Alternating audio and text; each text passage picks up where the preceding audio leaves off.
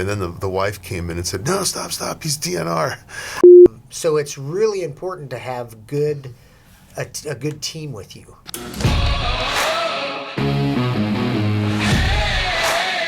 You are listening to EMS with your hosts, Erik Axene and Matt Ball. So Airway. You're kind of an Airway guru. We've got guys that I work with that are Airway gurus. I would not say that I'm an Airway guru.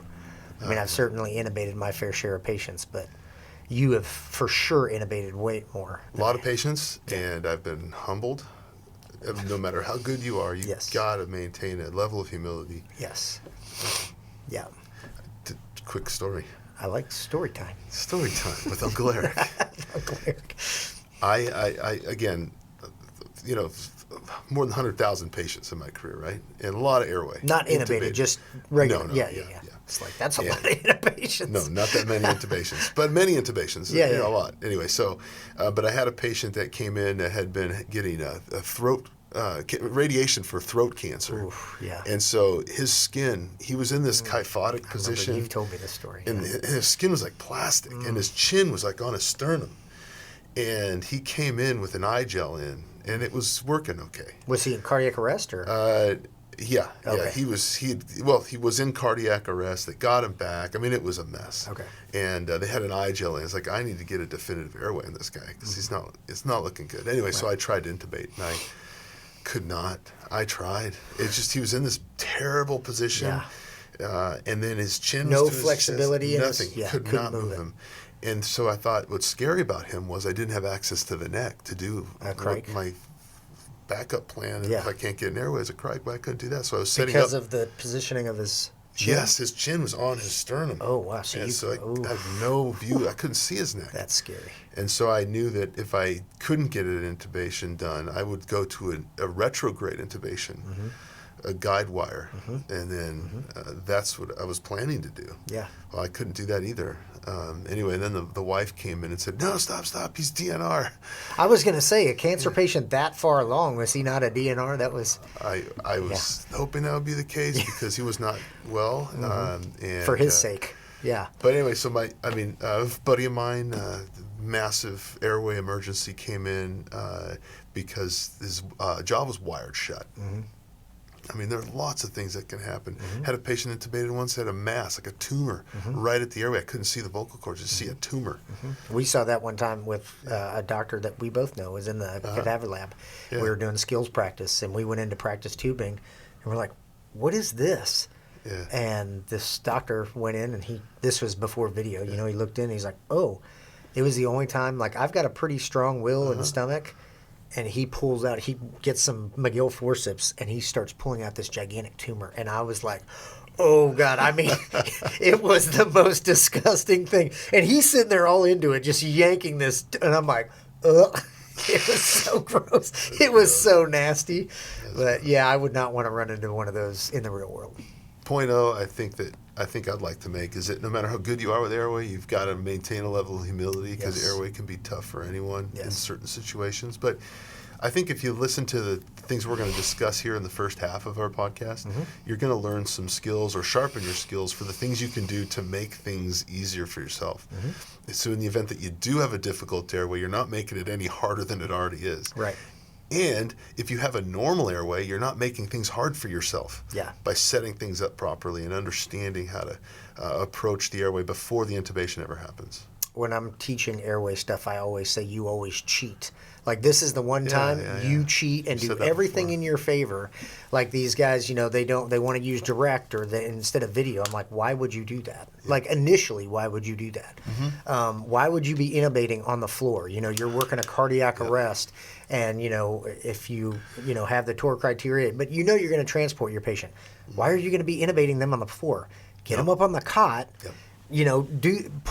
Stack the deck in your favor. Stop doing all these things that are making it harder to get the tube, right? That's a really good point. No sense to me whatsoever. But again, it goes back to training. And, I think a lot of times with EMS, at least in my experience teaching people, the way, and I don't know if it's the same way with doctors, and we've talked about this with the amygdala and change, that a lot of EMS people, it's kind of like, well, this is the way that I was trained. Fluid resuscitation with massive hemorrhage, right? 2 large bore IVs, pour the fluid to them, right? It's like, sometimes it's hard to get people off of what they learned, and it's like, no, that's killing your patient, right? Yep. So airway stuff, like I say, with direct versus video, these guys are like. If you have a normal airway, and not something you've determined to not be a likely difficult airway, go with whatever you're most comfortable with. But in certain situations, going with direct is hurting patients based on the data. You're going to have the failed airway, which is, of course, a failed first attempt. Right. So you're hurting your patient by not doing it in certain situations. What do you consider a failed attempt? Just putting the laryngoscope in?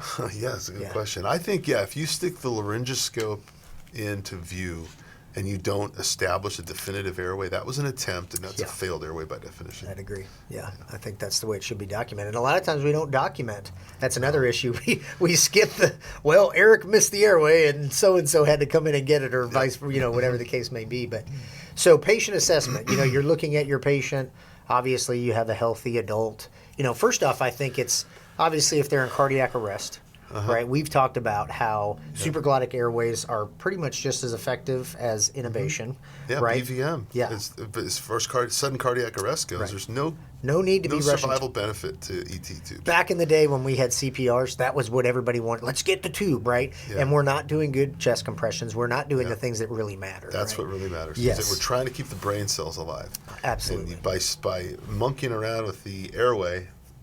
You could be jeopardizing the brain cells, and hey, we got the definitive airway. Yeah, great, good for you, bro. But half the brain cells just died. We would always stop doing chest compressions when we'd go to intubate. I mean, there'd be minutes that would be going by where I'd be in there trying to intubate because we weren't told, no, don't do that. Focus should be on high quality chest compressions and minimizing interruptions. That's what saves lives. There's no question. Yeah, absolutely. If you're intubating or ventilating, but you're not circling it. It doesn't matter, right? Yep. It's not doing any benefit to your patient. Yep. So cardiac arrest aside, I think one of the things for pre-hospital people is that when do you take an airway? Indications. Yes. Absolutely. That's probably the best thing we could talk about first. So there are 3 main reasons to intubate someone. It could be like airway support, like maybe the work of breathing, like a DKA patient's breathing so hard, now they're tired, so we got to step in to assist. Right. But now in the pre-hospital, not to interrupt you, but in the pre-hospital environment, there's a lot of discussion about you should be cautious intubating a DKA patient because that's their compensation for blowing off that acid. Correct. And we don't have vents. Now, if you have them on a vent in the hospital, it's a totally different story. If you do intubate a DKA patient in the pre-hospital environment out of ventilator, you're going to have a high rate. Yeah. You're going to be bagging faster than your typical once every 6 seconds. Right. Because you've got to, you're right. And the reason we intubated that patient was airway support. Right. Because they're so tired. Right. We're not really worried about patency issues. Well, we could actually in this situation, but that's the other indication I was going to say was airway, we were supporting breathing, but then there's also airway patency issues. Right. There's somebody who can't protect their airway. So somebody who's head injury. Altered, head injury, vomiting, and they're drunk, or they're, overdose, GCS is 4. Fentanyl, or or GCS is 0, right? Yeah. No, but you got the patient that can't control their airway. Right. That's another reason to intubate. And then the third reason to intubate would be a preemptive intubation for a condition that is coming. Right. Like a guy that in fire inhalation or heat, hot gas, something that anaphylaxis. Anaphylaxis, angioedema, stuff like that. Sepsis, all those. And then I would say the fourth one, as like in parentheses, would be for educational purposes. You intubate yourself because you want to put it in a video. How'd that work out for you? Not good. Well, and this might sound cruel, but I almost say, like, in my department we have a termination of resuscitation protocol. And a lot of times I look at it like if we're in a nursing home and we're working, 90-year-old grandma, who's been in asystole the whole time, and we know her chance of coming back is next to nothing. That's kind of good practice if I have a newer paramedic to say, hey, let's attempt intubation on her because this is a real-world rep that you can get in a real-world environment with all the stressors. With a potential difficult airway, the geriatric population, notoriously difficult sometimes. Yes, yeah. That's good. So, get to the indications. Yep. Those indications, you got to know why you intubate or when to intubate. Yes. Sometimes we're intubating people that don't need to be intubated. Correct. You can't just go GCS 8 intubate. Yes. That patient might be post-ictal. You just give them a few minutes, they'll come out. Might have low blood sugar. Yeah. Right. Lots of factors that can play into that. A stroke patient. Yeah. And if you miss an emergency, you could be in a world of hurt because you should have intubated 10 minutes ago. Yep. So it's complicated. The indications. It's important to understand and it's really know why. Teaching pre-hospital providers. I've had, some people kick back like, well, why do we need to be RSIing patients in the field? Can't they just do that at the hospital, right? We're 5 minutes from a level 1 trauma center. Can't they just do that there? And it's like, okay, well, if you have the major trauma patient, who's suffering a massive head injury, we know that if they suffer any period of hypoxia, that dramatically decreases their chance of survival, right? So the quicker you can get that airway and keep their oxygenation up and ventilate for that patient, the better it is. And regardless of whether you have a 5-minute transport time, it's not 5 minutes before that patient's going to get intubated. You've got to stabilize them, get them in the ambulance, get your IVs, whatever. Then you're driving, then you get out. You're looking more like 20 minutes. True. That's really bad for those patients. Now, I would say if you have a difficult airway and you're looking at this patient that you're able to ventilate, you're oxygenating them just fine, and this is going to be a difficult airway for some reason. I don't know what it is. Right. And you know that you and your partner don't have a ton of experience. Right. I mean, I'm just painting a picture maybe. Yep. Going in there and just giving it a try may not be the right choice, depending upon how close you are to the facility and how far away you are and how difficult the airway may be. There may be some difficult airways that they're going to die if you don't do it now. Right. You got to understand the pathophysiology of airway, and then once you've made that decision, it may be better to wait and go into a controlled environment. Absolutely. I've done that with patients who were going to the hospital and they were on CPAP and they started going downhill, but it's like it was a bigger patient, and I'm thinking I'm less than 2 minutes from the ER and we're still satting okay, end tidal's still okay, but they're starting to go out because of the work. I'm like, I'm not going to pull over and go through this whole process of doing this on a difficult airway. It made more sense just to, hey, let's just keep going, and get there to more help in a more stable environment. That way, if we don't get the airway, we've got a lot more resources. Situational awareness. Yes, and that comes with experience. And you've got to know your experience. And then you've got to understand, too, that at the ER, they're going to have not only the ER doc and all the airway team, the RT, and yourself as part of the team, too. You're going to have anesthesiology right there, and you've got all these other cool tools. Bronchs and all sorts of neat stuff. So not delaying the care. Definitive care could be the right choice. And we're not suggesting that if you I feel like your patient is indicated, you have a head injury patient, and you're like, their GCS is 4, they're not satting very well, they're breathing, 3 times a minute or whatever, they've got Cushing's. Like, that patient needs to be intubated right now. You got to put that patient down, you got to intubate that patient. We're not suggesting, wait till you get to the hospital because they have more resources. No. There are times when that's applicable, but there are times when, like you said earlier, their patient's unstable, they need an airway. Well, I think what people look for is those easy, just tell me what to do and when to do it. It's not that simple. That easy. There's always, every patient's different.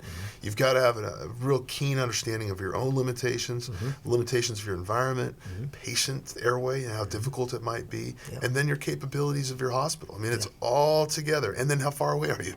There's so many conditions that factor in. And then your own your video laryngoscope might be out. Oh, shoot, what happened to the battery? Whatever. I mean, there's so many factors. Yeah, well, that's a bag checkoff problem if your battery's True. But the plastic tube that I would insert in the ER is oddly similar to the one you would use in the ambulance. Exactly. Yeah, most of the meds are the same. And that's what I'll always tell people is, if you have the ability, or if when you get to the hospital, if you do something within the first 5 or 10 minutes to that patient that I had the ability to do pre-hospitally, I probably should have done that pre-hospitally, whether it was a medication or intubation or something like that. If I know as soon as I get to the hospital, this patient's going to be intubated, again, situational, dependent. And you're not doing it because you're uncomfortable doing it, then you need to get comfortable doing it. You need to get those airway mannequins out. You need to be practicing failed airway, like, okay, what happens if I don't get this? Right. I know a lot of pre-hospital guys, they're worried about paralytics. Yeah. Well, what if I can't give the tube after I've given a paralytic? Yeah. Okay, well, I had a doctor tell me one time, like, if you can ventilate and maintain or increase O2 sats before you push the paralytics, you shouldn't have any fear of pushing the paralytics. No. Because if you push it and you can't get it, okay, throw in a supraglottic airway or just bag them. You know you can do it. Yeah, you know that you can maintain sats, so what are you worried about? Yeah. You know? That's an important thing. And actually, that's a really important thing to remember as we talk about some of these things. Because if you can ventilate your patient and oxygenate your patient, then you should have a tremendous sense of security, and you should be relaxed, and you just go for it. Just don't monkey around too long. No. You know, just a number, 10 to 20 seconds, and then ventilate them again, and don't do the same thing. Change it a little bit. What do you mean? Well, a lot of times. Oh, if you miss. Yeah, I've seen some of my medical students and residents will do this. Is they'll go to intubate and they can't get it, and they do the exact same thing again. Yeah. What's the definition of insanity? Right, exactly. So that's important to keep in mind. So what are some things that you would change? So you go to intubate and. Well, I think that's exactly. Well, first of all, I think there's a lot of things to change. We'll talk about. I think a lot of the airway management stuff you can change, but I think what's more important right now, in my opinion, Matt, to talk about would be the assessment. Okay, let's do it. Because you know what the indications are. We talked about that, and it's complicated, like we talked about. And so in that whole milieu of complication, you've got to decide. Whether your patient fits in that bucket or not. And that's what airway assessment really is. And when I do an LP, for example, in the ER, I spend more time setting up that patient. The actual procedure only lasts, just a couple minutes. Yeah. But the setup is the key, and I think that's true for airway too. I think you want to make your first attempt your best attempt, and so airway assessment is that first part. So, what do you do when you've decided this patient needs to be intubated? I think what we're doing now is we're assessing our patient. Are they going to be a difficult airway or not? Right. I think you can tell. I mean, like, I honestly now, you might whack me for this, but like.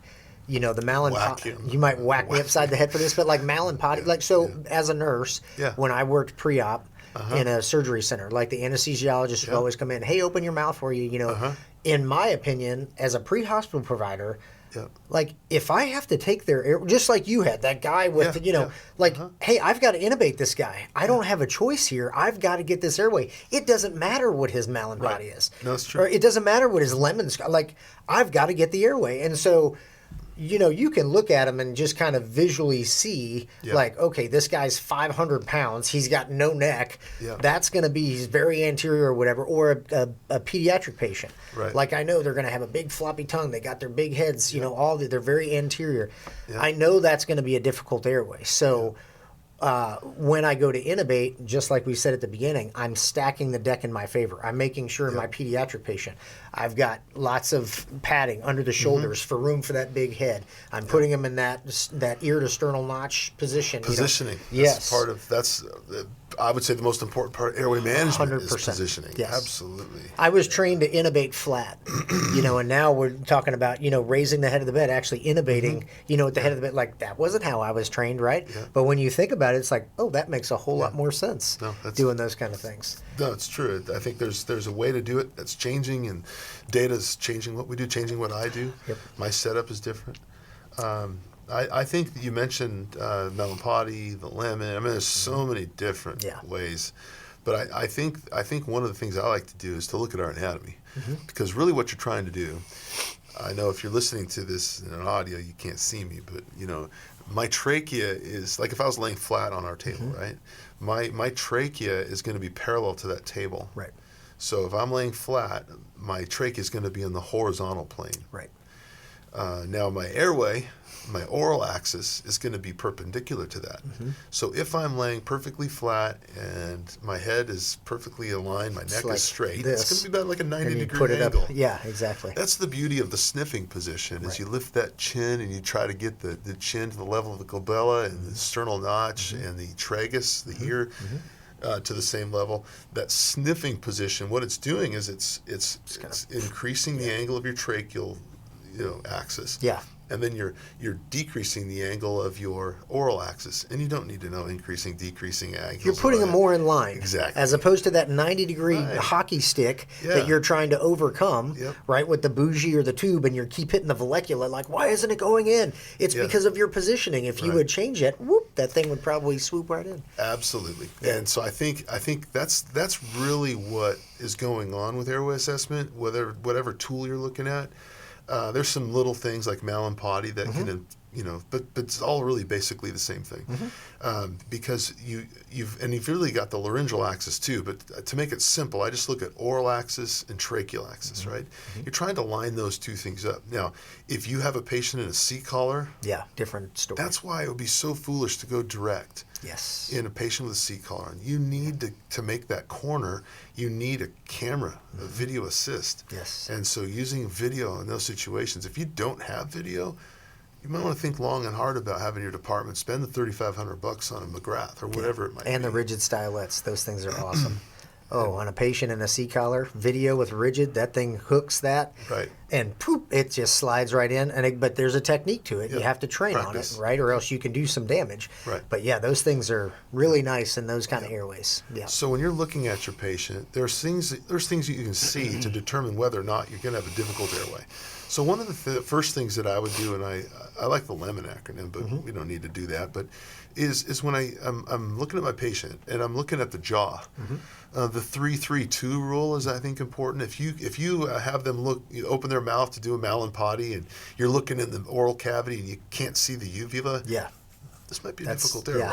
And then you go stick your fingers in the mouth and you can only get 2 fingers in the mouth instead of 3. That's going to make this even more difficult. Right. And then you stick the 3 fingers under the jaw, and you're like, wow, this person's got a very short jaw. Right. Wow, this is a difficult airway. And they got such a big, thick neck. I mean, you don't even have your 2 fingers below the Adam's apple to the base of the jaw. Yeah. So there are a lot of things that you can do to assess the airway. Right. Or if you can't do those things, you could be on your way to a very difficult intubation. In addition to that, patients with facial hair, a bearded patient, you get the Duck Dynasty guy or the biker guy, the big beard, false teeth. That's another issue. That's right. People got dentures in there. Yep.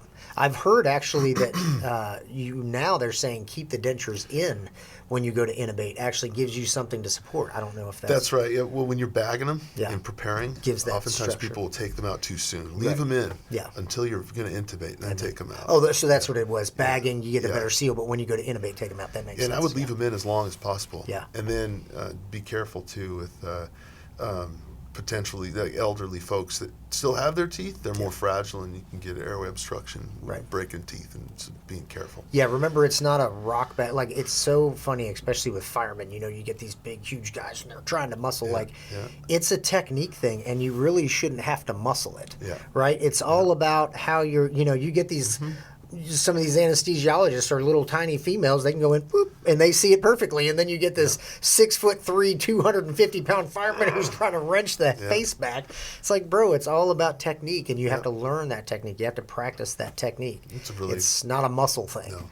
Yeah. We'll hit some of the difficult assessment airway stuff, and we hit those populations in the second half of the podcast. But I think that the understanding that the assessment of your patient in determining whether or not it's going to be difficult or not can really help you. Now, I like to think of every airway as difficult. Before I intubate in the hospital, I mark out the anatomy on the neck. Oh, okay. Because you never know. And so I would advise that. Mark it with a Sharpie? A surgical pen. I'll just mark out the anatomy, look for that cricothyroid membrane. It's brainless if I have to. It's just one less thing to do when things get stressful. Yeah.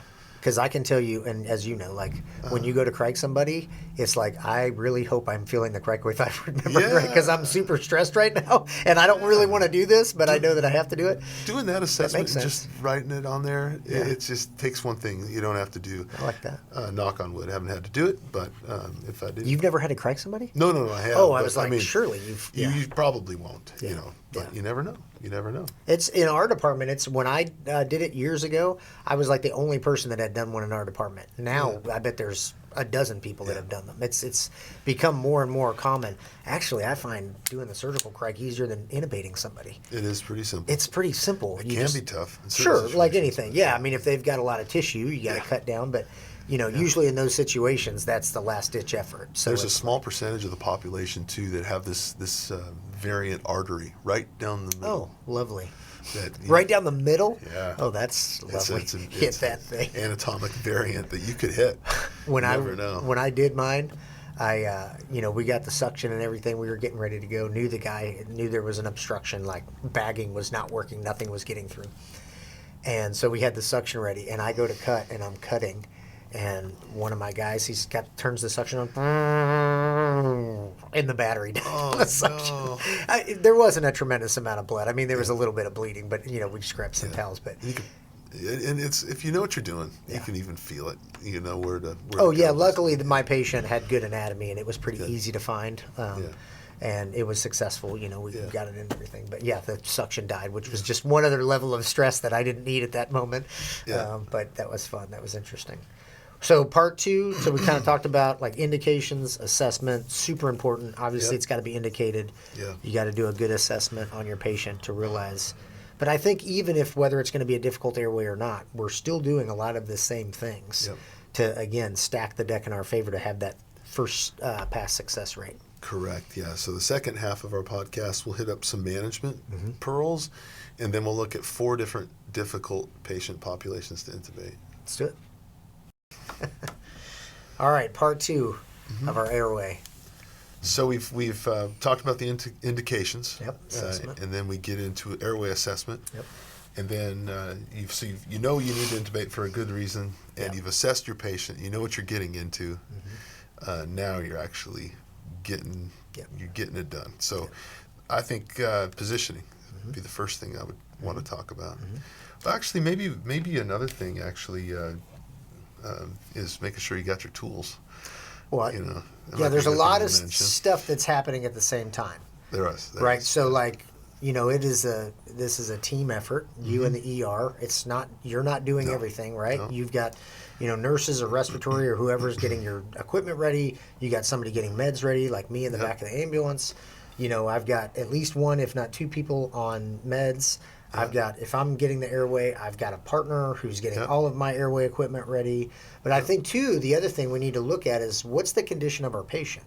So we talked about assessment. One thing that we didn't talk about was what do their vitals look like? Yeah, good point. Is this an oxygenation issue or is this a ventilation issue? Right? Do I need to just throw a non-rebreather on this guy or just a nasal cannula because he's breathing fine, but his SATs are low? And then I want to do like a nitrogen washout. So the quicker you can get like a high-flow nasal cannula on your patient and get that oxygen going and get that nitrogen washout going, the better you're setting yourself up for success down the road. Yep, that's a good point. And then vital signs too. Blood pressure, heart rate. What is their blood pressure crummy? Yep, monitor end tidal, all of these things. These are important. Yeah. And having them all set up and ready to go. Having everything ready to go. Yeah, you're giving fluids. Like I said, you got your airway guy. He's got the appropriate size tube. He's got your bougie or your rigid stylet. He's got VL. He's got DL ready to go. He's got a backup. He's got all these things ready to go. Filter line end tidal, right? It's always funny once you get that tube. You're, I got to get the filter line out, right? So it's really important to have a good team with you, right? You have capable people doing the meds. They're calling out. That's another thing is, hey, I'm going to give 100 of ketamine and 100 of Sux or whatever the medication is, that you're using. Calling that out is important. So it's like, okay, does that all sound right? Yeah. Because somebody says, I'm going to give 500 of ketamine and 100. Like, wait a minute, that doesn't sound right. What's going on? Good point. Yeah, that's definitely you understand the clinical context of your patient. Right. You got your materials all there. You've got your meds drawn up and ready to go. Right. These are all things that we can discuss as part of management. So, do you guys have a checklist in the ER, like an actual checklist? No. Or is it, see, we actually created an actual checklist. That's smart. Yeah, so that when it's a laminated sheet, so like the captain or the officer drives somebody, right, who's kind of standing back, he's standing back with the checklist. Like, okay, I've gone in on intubations and they don't have the SpO2 on the patient. Yeah. And they're about to push induction meds or paralytics, and it's like, whoa, what are they satting? Yeah. Oh, so like, do you have that on? Do you have all your equipment ready, like you're saying? Do we have an IV established? Have we figured out a weight? Have we done the calculations on the drugs? All of that stuff should be done. You know, on one hand, in the ER, I think that it's nice because I got an RT that comes in, rolls the ventilator in. Yeah. It's got all the airway equipment. Yeah. And then I got my nurse team with the meds, and then getting this together. Patients on the monitor. Okay, Dr. Axene, we're ready to intubate, right? Yeah. And then I come in, and we go. The king walks in. That must be nice. Now you're kind of you said the other day you're working now at this freestanding, and you're getting a little bit of different. Different. Because I've done this with pediatric patients with 2 other dudes in the back. Yeah, you're doing That's all everything. I get. Yeah, you're doing everything, right? There's a problem though with it. I've found. With what? I have to be very careful because when you're in a group with a lot of people on your team, there's this thing called crowd bias. Sure. Where because there's so many people, everybody just assumes somebody did it. Oh, so sometimes things don't get done. The classic example of this would be somebody, you're in an apartment complex, you hear somebody screaming because she's being abducted. Everybody hears the scream, but everybody thinks somebody's going to clearly call 911 here. Yeah. Nobody calls. Yeah. So that's what can happen with crowd bias. You can actually have people not do something that's pretty straightforward, like SpO2, right, and just assume, they did that. I don't need to do. Well, in the fog of war, so to speak, that you're, it's 2 a.m. You're on the side of the highway, major accident, and you're trying to wake up, and now you're in go mode. Yeah, things can get missed. That's why we have that checklist. Somebody standing back going, "Do we have this? Do we have this?" All those, because the actual procedure, like you said in the first part, is pretty quick. Yeah. It's the all the stuff beforehand, the prep. That's the important stuff. Positioning, assessment, getting all the other things. That's what's important. And I would say too that in the ER we have the benefit of a lot of practice. Every shift we're intubating multiple people. Yeah. I mean, it's just a common thing that we do. Would you really intubate somebody every single shift you worked? I would say most shifts On I average? intubate. Some I've intubated multiple. You can intubate 3-4 patients in a shift. It depends too on how busy you are. Sure. When I was working up in OU, a medical level 1 trauma center. Yeah. It's the only level 1 trauma center in the whole state. Yeah. And I'm intubating multiple people every shift. Yeah. Dr. Axene, Trauma Bay 2, please. Dr. Axene, Trauma Bay 2. And I walk in, the patient's ready for me to intubate. Trauma team's there, and I'm just there as Airway. And that happens multiple times every shift. Yeah. But anyway, but with all that practice, when you're intubating frequently, you get into a system. Yep. And that system can help you to kind of develop a bit of almost like airway culture. Complacency. People Are you saying good thing? Good thing. Yeah, okay, Because good people thing. do it so much. It's like, okay, we got this. We all have our roles. It's kind of like a pit crew. Yeah. Right? You get you those pit crews can change those tires and gas up that Formula One car pretty fast, right? Yeah. Because they do it so much and they practice and they have a system. Yeah. And that's what we do in the ER. I think in the pre-hospital environment, we're very good at airway, but we don't get a lot of the same reps, I would say. 100%. Depending on where you work. Depending where you work. Yeah. Yeah. And so, anyway, but when you get a lot of reps for doing certain things, you get good at it. Oh, for sure. But you can become complacent too. Yep. And then it's like, oh man, I've never had to do this before because Bob did that every time. Or I've never seen this tumor in their throat before. Right. Yeah, whatever the case may be. Or you get a patient with Down syndrome, and you're like, oh, I've never seen this before. Right. This is going to be a difficult airway. Yeah, so you got to figure that out, like you said, at the beginning, the assessment portion. But positioning is important, and I think we'll talk about some of the unique positioning things with each of in a little bit here in just a few minutes. But for now, I just trying to align the tracheal axis with the oral axis. I think that positioning is huge. Yeah. And then once you've got your patient positioned properly, you've got your video laryngoscope. Your equipment's ready. Your equipment's ready to go. You pick the right tube. For men, I usually use an 8, and for women, a 7 or 7.5, depending upon body size. You've got your, everything's all set up and ready. You've got your suction. You've got your tube, whatever you use to secure the device on your patient.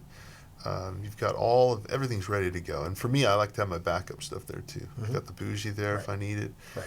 I've marked like I talked about. So you go in with just the tube. Do you have the rigid stylet, or do you just have the I use a stylet, the rigid, the real hard? Okay. Well, no. Or just the regular stylet? It depends. Like a video, like if I'm using the gyroscope in the ER, which is what is most common in the hospitals I work at, they have a rigid stylet that's mated to the ergonomics of the It's got that hockey stick. Yeah, It's got that hyperangulated blade on your VO, and If I'm going direct, I like the flexible stylet, and I make my own hockey stick in the way that I want it. Yeah. You don't use a bougie when you're doing DL? No. Okay. No, I don't. Yeah. That's my backup. Yeah. I have a stylet with my tube. But the agencies, not all of them, but the agencies usually have bougie first. Yeah, that's what we do. Yeah. Which is good. And then I think, once you've got your laryngoscope ready to go and you've got your stuff and then you're all set up, we talked about this earlier, and, hopefully you get the Airway right away. You got your Mac or your Miller, whatever you like to use. Most people use a Miller. I'm sorry, a Mac. Pediatrics, a Miller. We'll talk about that later. But, great visualization and pass the tube. That visualization, whether it's video or direct, that is the most important thing in the procedure itself. For sure. And then that's such a good feeling too. It is. When you see it and you watch the tube and the cuff go past, you're like, okay, good. Pressure's off now. We're good. Yeah. Still a little bit of work to do. You got to confirm it with you. You got vapor in the tube. Your breath sounds. End tidal is the stomach end tidal. Right. Yeah. Mainstay of. Yep. And those things become even more important, though, when you don't have visualizations. You got this big floppy epiglottis, and the airway's up there, or maybe you're chasing bubbles or something, right? Yep. You don't know for sure if you're in. Yeah. You've got to confirm it. Yeah, right. With those things. You don't want to tube the goose. Yeah, and like if you're, being a good partner, like you said, if you're the one setting up everything, have all that equipment ready. Like if I'm on the side of the patient, like say you're getting the Airway and I'm on the left side of the patient, as you're going to intubate, I'm getting ears out immediately. Yeah. So the second you say that tube's in, I'm, hopefully everything should, just like you said, like a pit crew. Everybody knows what they're supposed to do, exactly when they're supposed to do it. It makes it much smoother and much less stressful. And then we kind of skipped over meds. I think the reason why we typically will use an induction med is a patient. It puts them to sleep. They're not consciously aware of what's going on. They're still breathing on their own. Yeah. A lot of the reflexes are still there, but you're putting your patient to sleep. It's an induction medication. And I think it's important to say you should never push a paralytic without pushing sedation. Correct. You should never ever do that. I mean, that is a bad thing that has happened where people get that sucks your rock on board, and it's like, oh, we forgot to push ketamine or whatever, etomidate, whatever you use. Etomidate, ketamine, Versed, these are good induction meds. Right. And then do that before the paralytic. Always sedate before you paralyze a patient. Yeah, it sounds simple, but it has happened where that has not happened. So. And succinylcholine, vecuronium, rocuronium are some of the common paralytics that we use. But what do you prefer? That's a good question. It really depends on who I'm intubating. If it's a sepsis patient, I'm going to avoid etomidate. Right. If it's I like ketamine kind of universally. I do too. I go with ketamine. Yeah. That's just, those are our two choices, etomidate and ketamine. Those are the only two things. And so most of the time I'm going right to ketamine because I can also use that for post-intubation sedation, So it's just easier to have one vial, for me. Yeah, sometimes I'll use Versed, but etomidate, ketamine, Versed. But what the paralytic? Paralytic, I think rock is usually what I reach for first. I don't use sucks anymore. Yeah. And now that they have an antidote for those non-depolarizing paralytics, it's a no-brainer for me. Yeah. And in the hospital, it's a little bit easier. Obviously, the concern, and you can go back and forth. People have their opinions. Suck's going to wear off a little bit faster, but it has more contraindications to it. Yep. Where rock's going to last a lot longer. You don't get the tube. Now you're bagging for a while, Yeah. But, I think most people probably prefer rock over sucks. Yeah, absolutely. Yeah. So we got our patient intubated, post-intubation care. If you have a ventilator, there's a whole lecture for that. But but being aware of the peri-intubation arrest potential. Yeah. So on the topic of peri-intubation arrest and the meds. So, in the critical care world, we talked about this before. So, if you have a patient that's got a high shock index, they're in shock for whatever reason, right? Trauma, sepsis, whatever the reason is. And they're already kind of altered, right? Their GCS is 4 or 5, like we've talked about.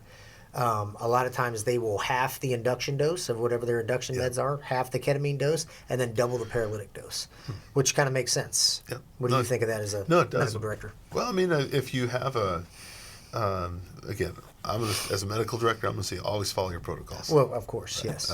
But don't double your paralytic dose without that being approved by your medical director. Right. Yeah. But I think it's reasonable in certain populations to decrease that medication dose. Some of these geriatric patients don't need that full dose. Right. That got that gorked out patient that's already halfway out anyway. Hypotensive, yeah.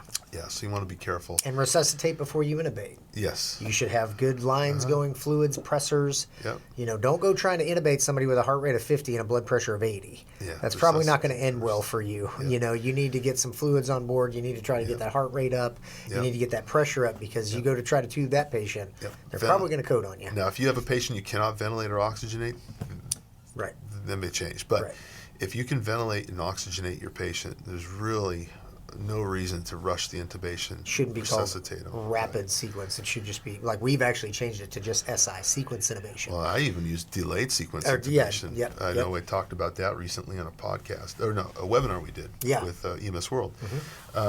And the delayed sequence intubation can be really nice, especially for that agitated patient. Yes. You know what?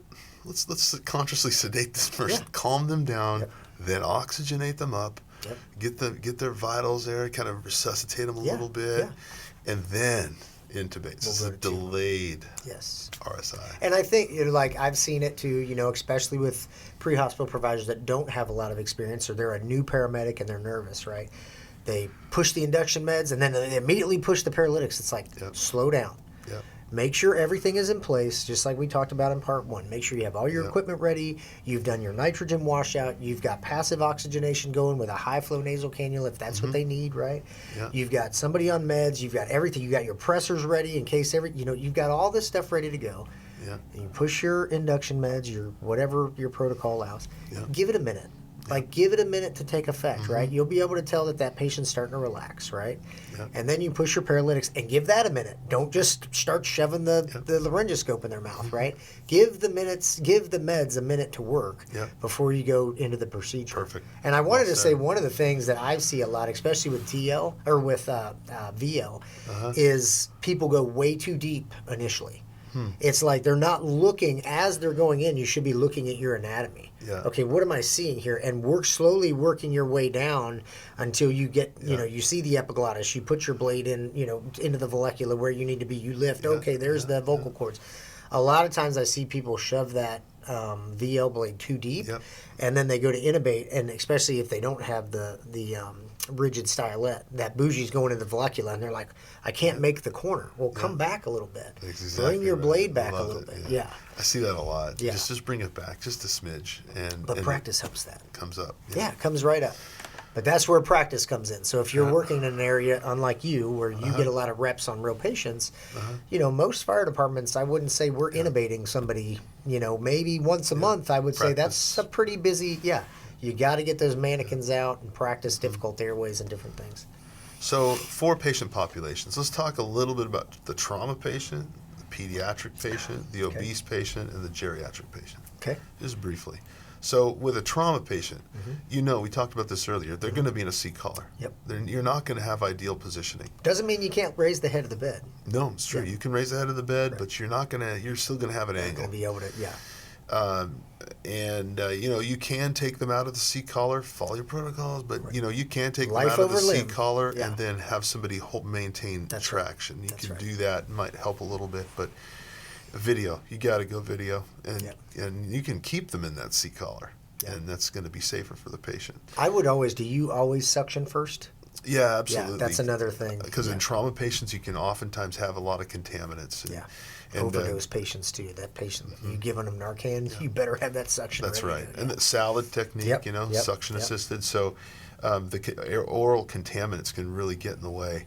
And then before you start to use that tube, suction. Yeah. Suction. I have never been in an airway where there hasn't been something in the airway. Spit, vomit, blood, something. There's always something in the airway. So why not, as soon as you go in there, give it a good clearing out, clear out any fluid before because you get one speck of something on that camera lens if you're using VL and you're done. I mean, obviously you can bring it out and wipe out, but why not just suction first? Yeah, that's good. A couple other things with the trauma patient is sometimes not only are they in a C collar, sometimes you got to intubate them in non-ideal situations. Oh, yeah. Again, and this I think is really important with trauma. We always remember this. It might be easy to anchor on that airway, right? But in trauma situations, you've got to take care of those other emergent conditions first. Airway may not be the most important thing to do right away. That's right. Yeah. So don't forget that with the trauma patients. Take care of bleeding. Stop bleeding first. Right. Yeah. Exactly. You may need. I mean, if they've got a tension pneumo or whatever it might be, you may do flail chest or hemothorax. I mean, there's a lot of things in addition to some of the other hemorrhage concerns with tourniquets and whatnot. Right. The patient really doesn't need an airway as much as they need blood. Yeah. So don't delay anything that gets them the care they need. Right. So I think that's the big take home for trauma patients. Yep. The other one I think that's worth talking about is pediatric patients. You've gone through your indications, you've gone through your assessment, you've got a pediatric airway. It's going to be difficult. Likely, depending on the age. But so some of the anatomic differences can be worth talking about. So little kiddos are going to have a very high airway. Their vocal cords will be very high and interior, which makes that corner really tough to make. And then you got this patient, younger babies, that head is huge relative to their body. So you could have a potential airway difficulty just based on their anatomy. Bigger tongues, bigger epiglottis. Pad the shoulders. Yep. That's right. Under the shoulders. Yep. Yep. Pad the shoulders, and like I said earlier, so you've got two things you want to pay attention to: the chin and the glabella, that bone between your eyebrows, right above your nose. You want that chin and glabella to always stay on the horizontal plane, and then you want to try to get the ear hole or the tragus to the level of the sternal notch. Right. And you do that, and keeping the chin and glabella always parallel and horizontal to the horizontal plane, you're going to put your patient in a great position. And to do that, oftentimes with a pediatric airway, you've got to have the towels under the shoulders. Right. So that's because everybody's anatomy is different. Yep. But by remembering that, you're going to put yourself in a good position, lining up those axes like we talked about. Yep. The other thing with pediatric airway, too, I think this is really important. You actually said it earlier, is the clinical context. These little tiny bodies, they can crump fast. Oh, yeah. You may not have a lot of time. Yeah, they don't compensate well. You and I have got 5 liters of blood in our body. Well. Yeah, that's right. Well, they compensate, really well. Yeah, and then you fall off the edge. Yeah, so being aware of that, I think, is really important. That's a unique characteristic of the and you have to be prepared for that, like we talked about. No matter every patient, you need to be prepared that the patient's going to crash on you. So you got to have your meds ready. You got to have your backup airway stuff ready. You got to have all that stuff ready to go. Regardless of trauma patient, pediatric patient, doesn't matter. You got to be ready for what's the worst case scenario that could happen here, so that if hopefully it doesn't, but if it does happen, you're ready to go. Correct. Yeah. The other thing I'd say about the pediatric airway real quick is the little kiddos. I like to use the Miller blade. I like to grab that big floppy epiglottis with the Miller, pick everything up. It's a straight blade, and then get in there and see directly visualization. Now there are some variations of video laryngoscopes and whether or not they even offer a Miller. Right. But it may not be as important with visual video laryngoscopy. But if you're doing direct in a kid, that's what I would do. I just the way I do it. Right. Is that Miller. And there's studies, though, show no difference in airway success between the Mac and the Miller. Well, like you said earlier, you do what you're comfortable with and what you've practiced with, right? That's what you've practiced with, on your patients, and that's the key to it is practice. I think the other thing that's interesting with pediatrics, I know as we move on here, we've got 2 more to talk about, but is with the other populations, it's basically the same tube size. But with kids, little tiny infants, you got a preemie that's needs to be intubated because they didn't have the surfactant. We got to support their breathing and whatever, and open up those alveoli, and you decide to intubate. You're going to be using a 3 or tiny little tube. And in a tiny little airway. Whereas if you got a 12-year-old, this you get a 5 or even a 6 potentially. So normal size tube, and so anyway, whereas most adults, 7, 7.5, 8, right, for most adults. So I think that's important to know, whether you're using Antevi or Broslo, whatever it is. Know your tube and the depth too, 3 times the size. That's right. Or whatever you can. But I mean, you're going to look, listen, and feel, and determine how the airway is with the tube. So. Right. So trauma, pediatric, geriatric. Yeah, geriatric. So these are patients that are high risk for that peri-intubation arrest. That's right. Be careful with them. They've got a lot of comorbidities. Yep. These are common intubation patients just because of the comorbidities. They don't have the compensation that the pediatric patients do. Correct. Right. Or they might be on blood pressure meds or something that's not going to, their heart rate's not going to go up because their blood pressure starts dropping because they're on a beta blocker or That's whatever. Right. And then you may have trouble with the false teeth if you pull them out too fast. We talked about this earlier. There's a lot of muscle atrophy in the facial muscles. Right. You lose a lot of the foundation to what you're placing your mask on the face, right? Yep. Keep the teeth in while you're bagging. Take them out when you go to intubate. They might have lung issues, so ventilating, oxygenating might be an issue, right? That's correct. I always, when I'm pre-oxygenating, throw in an NPA. Yeah. Right? Like a lot of people obviously go for OPAs, but I'll throw in an NPA and an OPA. Yeah. And leave that NPA in, like we talked about too. Get that high flow nasal cannula on. If you get a nasal cannula on, that nitrogen washout takes 2-3 minutes. Yep. Definitely get that on there. It's gonna buy you some time. Yep.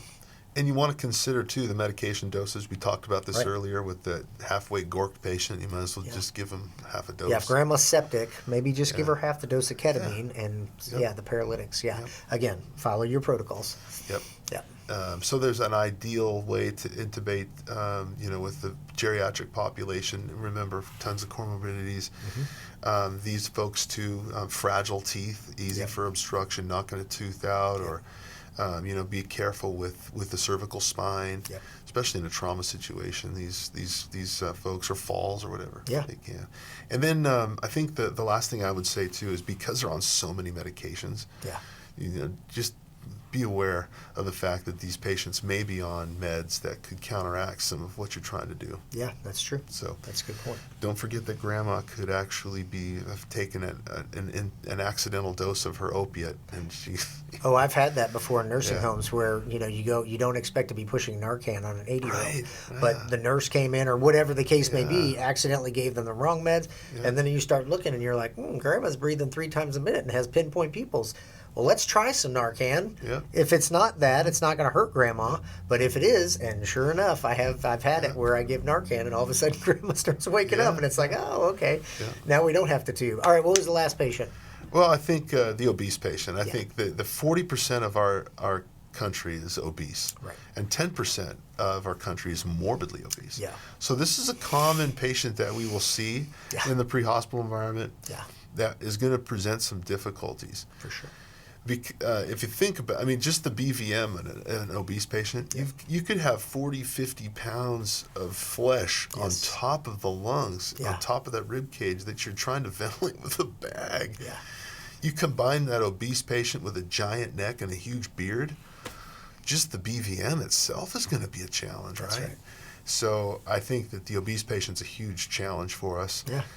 I think that if you lay an obese patient flat and try to intubate there, foolish. You've got to ramp them. It's called ramp, right? Yeah. And then you put them in the sniffing position and ramp them. Yep. You've got to do that because it'll take some of the weight off the chest. Make ventilation easier. Ventilate them easier. And you'll line that airway. Yep. And again, we talked about airway assessment with the Malin potty. Mm-hmm. Tons of soft tissue in their face and their oral cavity and their neck. Right. I've seen some of these patients with like a waist-sized neck. They're huge, and that creates a lot of challenges for us. Yep.